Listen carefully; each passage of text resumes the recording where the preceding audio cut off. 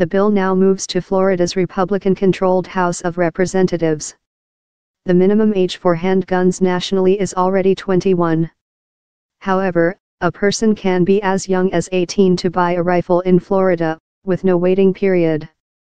The legislation comes about a month after a gunman walked into Marjory Stoneman Douglas High School in Parkland, Florida, with a semi-automatic AR-15 style assault rifle and opened fire, killing 17 students and staff members.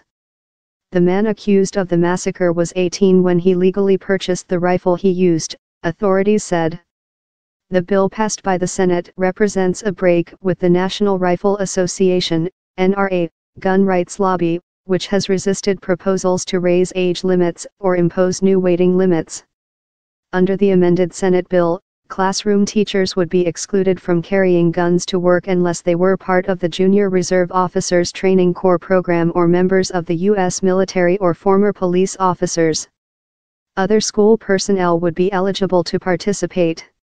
A spokeswoman for the governor said Scott, who was endorsed by the NRA and received its highest rating for supporting gun rights, would review the bill in its final form before deciding whether to support or oppose it. The governor is against arming teachers, spokeswoman Lauren Shannone said. Scott still has concerns with the 3-day waiting period, which he has opposed in the past, she said.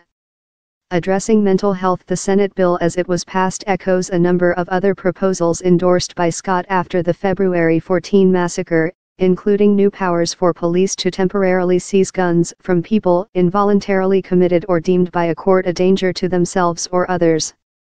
It also allows police to petition a court for a risk protection order barring an individual from possessing firearms if that person is judged as dangerous because of a mental illness or violent behavior.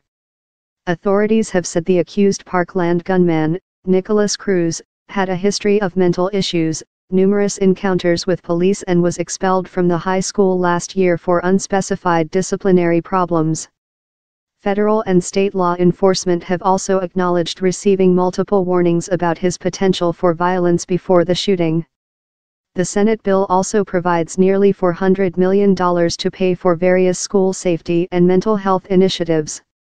A group of parents from Stoneman Douglas High held a news conference outside the school on Monday urging legislators to enact meaningful legislation in time for adjournment on Friday.